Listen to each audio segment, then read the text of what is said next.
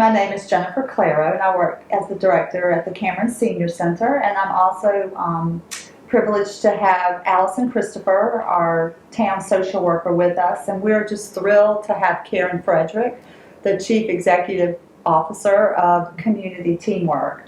And community teamwork does so much. I was just thinking for Westford residents, but in doing some research, they actually serve 63 cities and towns.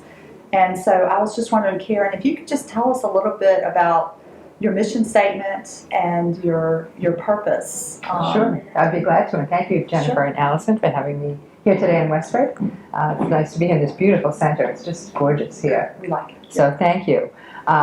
Community Teamwork is a community action agency and a regional housing agency. We've been in existence for over 50 years. This is actually our 51st year this year.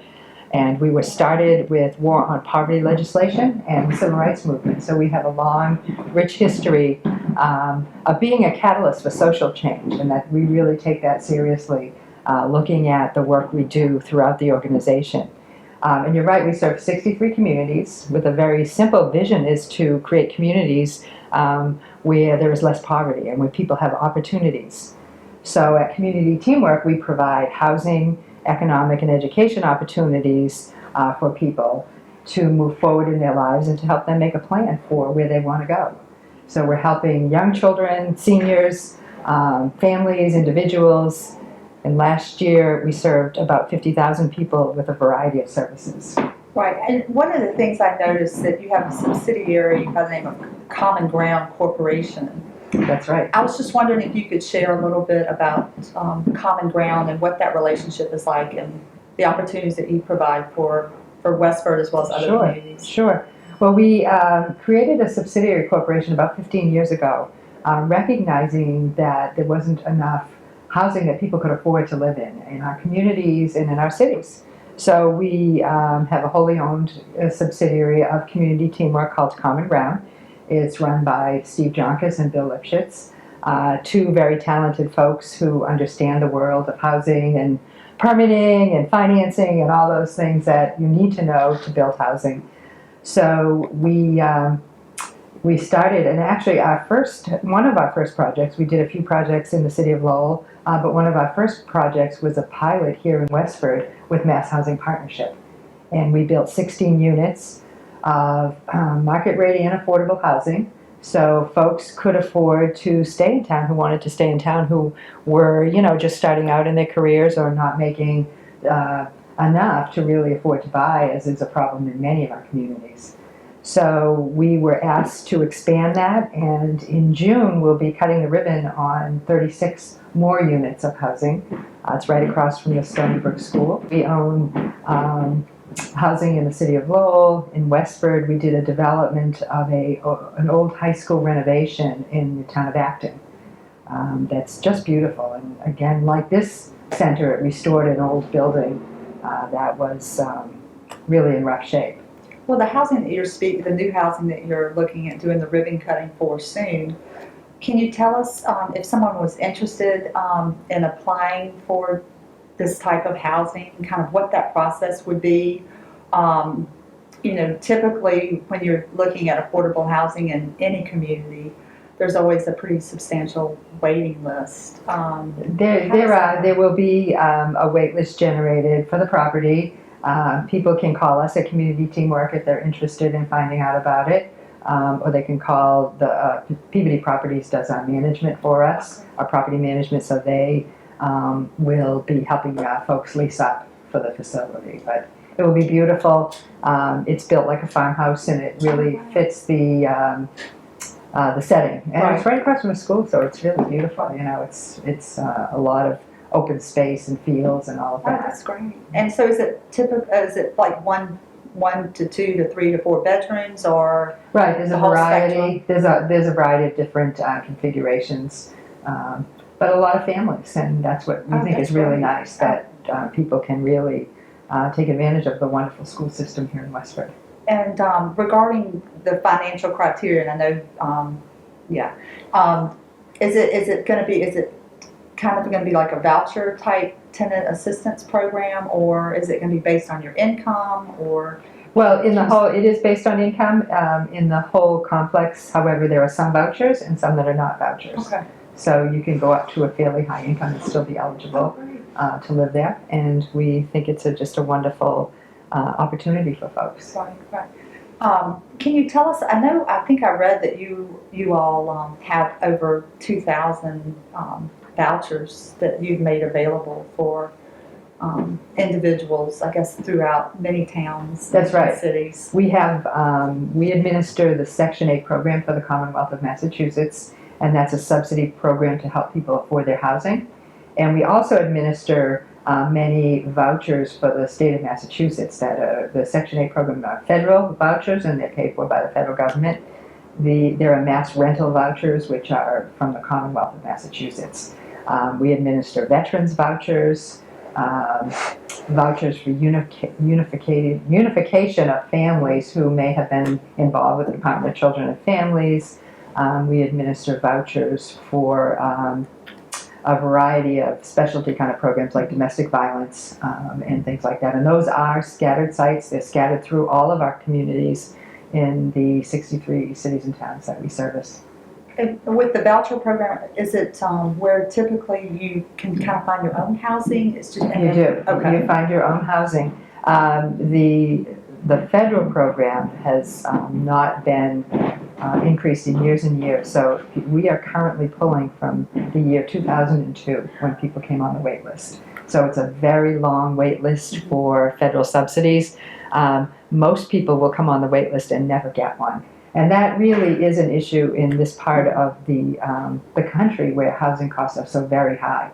So that's part of the reason why we decided to start building as well as administering vouchers, because, you know, what do you do if you have an illness, a divorce, you know, something can happen in any family, Right. and things do happen. Right. And so what happens when you can't afford the rent and mortgage that you've been paying? So we really are trying to look at various ways to help folks so they don't fall into poverty when something happens in their lives.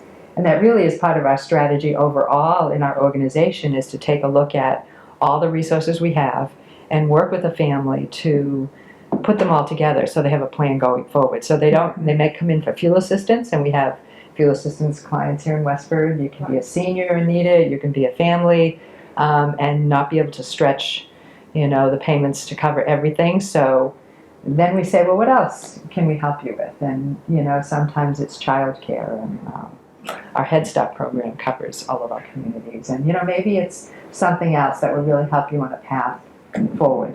So our main facilities are all in Lowell, and we just opening a facility in Drake. So we have 1,200 kids with us every day. Wow, yeah. In a variety of settings, and they're from birth to 12 years old. So in Westford, we have some home-based programs. So if a family is Head Start eligible, we may have somebody go to their home and work with them. Oh, that's great. So we can do some different options. I wish we could have classrooms more scattered, but it really has become an issue with funding. When there were federal cuts, we had to retract some of our sites that were, you know, 1 or 2 classrooms. Do you have any participants that are in your Head Start program that are traveling from outside of Lowell into? We do. You do. We do, and people can do that. You know, for some folks, it's on the way to work. Uh-huh. One of our facilities is a large, I think it's about 60,000 square feet. It's a big building. We purchased it back when the high-tech company went out of that building. It's on Phoenix Ave, and there's about 450 kids in classrooms in that building. It's right off of 195, so some folks find that helpful, you know, in traveling to work. It's a convenient location, and, you know, anybody in our service area can go there. I have to ask you a hard question. Sure. Hard questions for Monday morning. Yeah. No, and I don't know, and I'm going to just, you know, I'm speaking from being in the South and working with community action there, but I was just wondering, you know, one of the things that I noticed with the Head Start programs in the summer times, they didn't offer Head Start. And I was just wondering, up in the north, you know, up in New England, is that different? Well, I'm happy to say we offer full year options in all of our programs for all of the ages. So while we do have a few seasonal classrooms left for people that don't need either childcare or, you know, or a program in the summer, I'd say about 80% of our programs now are year-round. And it really helps with people who are working. Exactly. Because you know your job doesn't stop in the summer, you know. Right. And, you know, kids continue to learn. And for young children who we're giving a head start to, the summer can cause a gap in education, as you know. So we really have worked hard to have almost all of our programs. And it's really interesting because the Head Start model is moving towards a more full-day program in the next few years. That's great. Yeah, so hopefully they're the ones that are still just doing a seasonal option will be moving as well to full-day.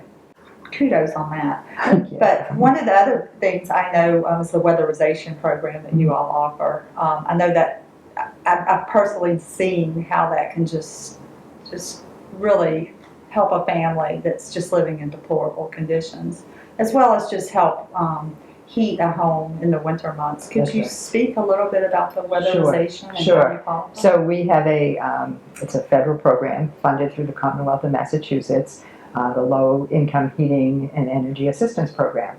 So people are eligible based on their income, and we have folks who, I believe, here at the Senior Center who take applications. We have many partners in the community, so we make it convenient for folks to apply, and then there's a process. They, you know, look at income and all of the eligibility requirements and paperwork, as you know.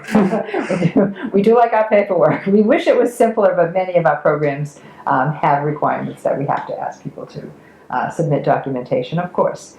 So we do the paperwork, we determine if people are eligible, and then we will pay a portion of either oil, gas, whatever you use to heat your house. We have some folks on wood and propane, and it does pay for a portion, and the amount varies from year to year depending on the federal allocation of dollars for the year. Do you ever use any of your weatherization funds to also help with rehabs to homes? So we can do, if you're eligible for LIHEAP, which is the subsidy for your heat, you're also eligible for the weatherization program. So our folks can come in and they'll do an energy determination, and we can do insulation, we can replace appliances, like some old refrigerators really take a lot of energy. But we do have another program that covers Westford and all of our communities, and that's the Home Modification Loan Program. And we help people by providing loans for things like if you need a handicap accessible bathroom, or you need a ramp, or you need your kitchen modified, or, you know, there's rugs and it's hard to maneuver with a walker or a wheelchair. They can do floors. They can do anything like that. And the good thing about this program is you can be fairly high income to access it, and you don't even have to pay back. It can become a deed restriction on the home. So if someone is struggling to pay the bills and they don't have enough money to pay back the loan, they'll just put a deed restriction. They'll get paid back when the home is sold. Okay. So that has helped many folks. We do quite a few of these loans in our service area. We've done them for everything from a young person with suffering from multiple sclerosis. We've done fencing for a young autistic child who needed to be, you know, safe outside. Lots and lots of bathroom repairs for folks who've become wheelchair bound or using a walker in their home isn't safe. So it really allows people to stay in their home, which is what a lot of folks really want to do, and be safe in their home. Right. So along with, and if you match that up, if the home's weatherized and you're warm, then someone can stay safely in their home. And then we've got the appliances are up to date. Right, exactly. I've seen so many clients in the community benefit from the LIHEAP program and the weatherization program.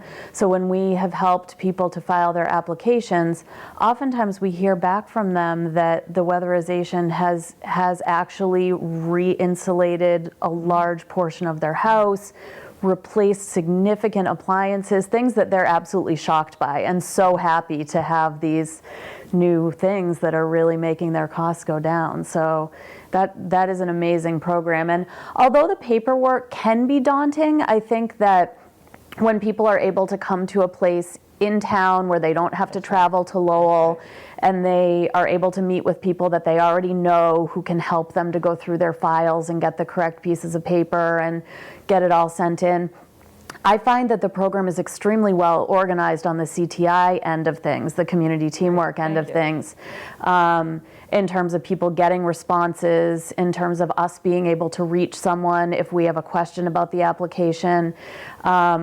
It's really, I think, as well run as a program that has that much paperwork and kind of application materials can be. So, Well, thank you. We have worked really hard on customer service. That's really important to us. Yeah. People come in, and it's sometimes very difficult to. We have folks who've lived in town their whole lives. They've never needed anything, and it's very difficult to say, this would help me. So we truly appreciate the volunteers in town here because it does make all the difference. And we also have, in the last few years, opened a resource center.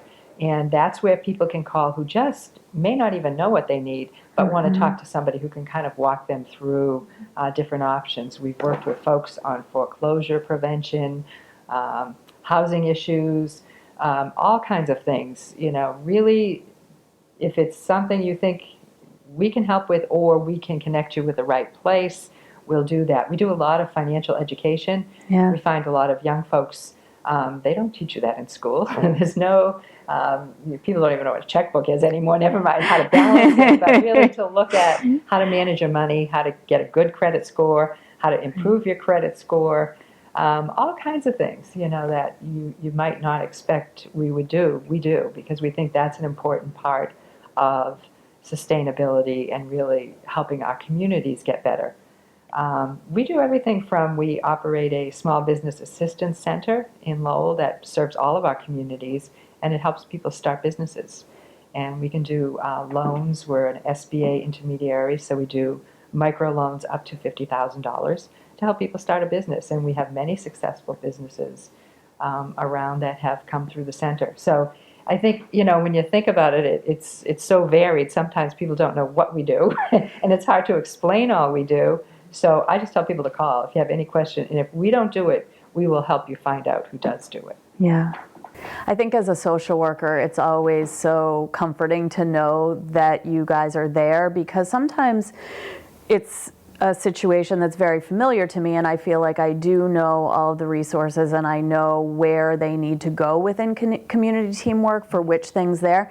And sometimes it's something that I haven't dealt with before, and knowing that the resource center is available both to me and to the client is also very reassuring, because then I know that I'm not missing something that they would be potentially eligible for that I don't know about. That's right. And things change so quickly. Services change, programs change, and so it really does help to have. We have a team of I think there's 5 there now who are the experts in all kinds of things, from housing to childcare to financial resources. And they will really dig in, and they've worked with a recent immigration issue with a relative coming in, and just things that you might not know where to start. And we can make the connections with the Congresswoman's office if she's needed, or whoever we really need to link up with. But it can be a daunting system for those of us who know it. I mean, Right. I have lived this and worked with it for years and years, and I still say, wait a minute, who do you call for that? And Right. how do you navigate the system? So our resource team has been a wonderful addition, and we get the best stories. I mean, it's really things you would never think. You just think, oh, I didn't know where to go for that. And they will dig in and find out where to go. So they're a very talented team.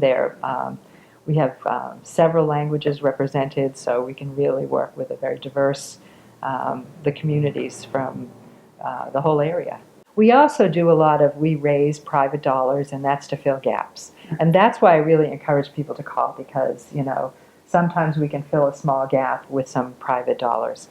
And that can make all the difference. We've had folks come in who need a car repair so they can continue to work. And that, if you don't have that, then the downward spiral starts. You can't get to work. You lose your job. You get depressed. So sometimes it's a little thing. And one of the things we're really working hard on right now is linking people to jobs. And we're talking about, at this, working with a very low-income population who may not have a good work history, and really trying to find training and education that's short-term that will really help people on a career pathway. So we're working with 5 vocational schools in the area, all of them basically in the valley, the Merrimack Valley, and they do certificate training in the afternoon for folks who may need a little boost in education to get a job.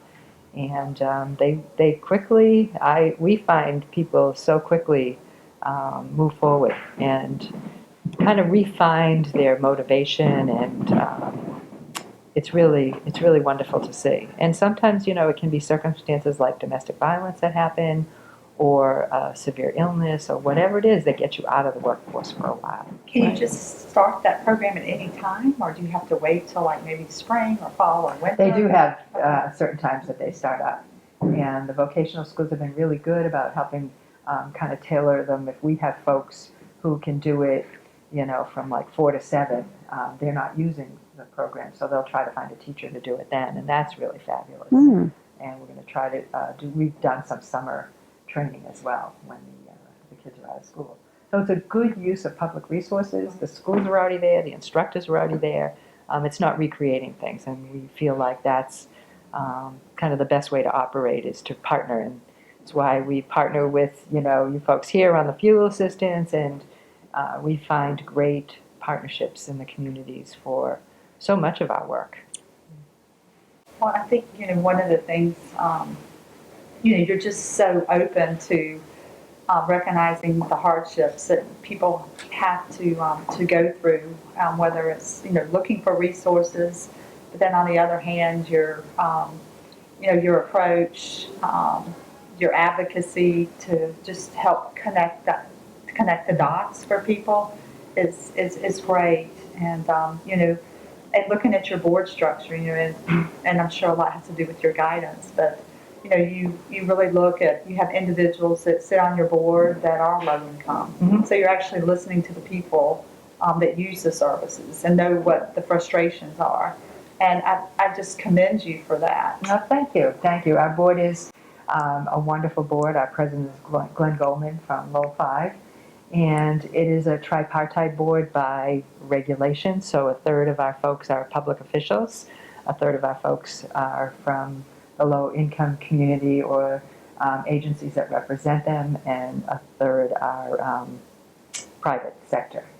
But it really, we do get people, as you probably know from your experience with community action, we get people who really care deeply about the mission of the work. And for me, grew up in Chelmsford, went to high school, went right to college, went right to graduate school, had a job, and I became a single parent of 4 kids who were all under the age of 5. And my child care bill was as much as my mortgage. So I learned very early on in my career to accept help and to understand that when you help somebody for a short period of time, you've changed their life. Certainly, I could not have continued to work. I wouldn't be sitting here as the CEO of a large organization had I not had help from a government program, subsidized childcare. Mm-hmm. So I don't ever forget that, and I think a lot of our staff have that experience as well. Yeah. Well, it's just been a privilege to have you here, and just great to know that you're in the position that you're in. And I know the information that you shared with us today will be really helpful for many families, whether in Westford or outside of Westford. So thank you very much. Well, thank you for having me. And people can find us on our website. It's www.comteam.org. It's COMMTEAM. And our phone number is 978-459-0551. And I encourage folks to call. You'll get our resource center. Push 0 and you'll get a person right away, which is important. We do have a automated system as well, just because of the volume of calls coming in. But there is always somebody there who can talk to you and who will talk to you. And our resource center staff are really good at working with folks in the community. We serve a large number of folks from Westford. We always have, in a variety of our programs, from starting businesses to fuel assistance, senior volunteers, those programs as well. So we've had a long, good relationship with the community, and are very pleased to be doing the work here of building housing. So well, that's thank hard you. work. Thank you. Yeah. Thank you. Yeah. Community Teamwork is located at 155 Merrimack Street in Lowell. For more information on the programs and services available, call 978-459-0551 or visit their website at www.comteam.org.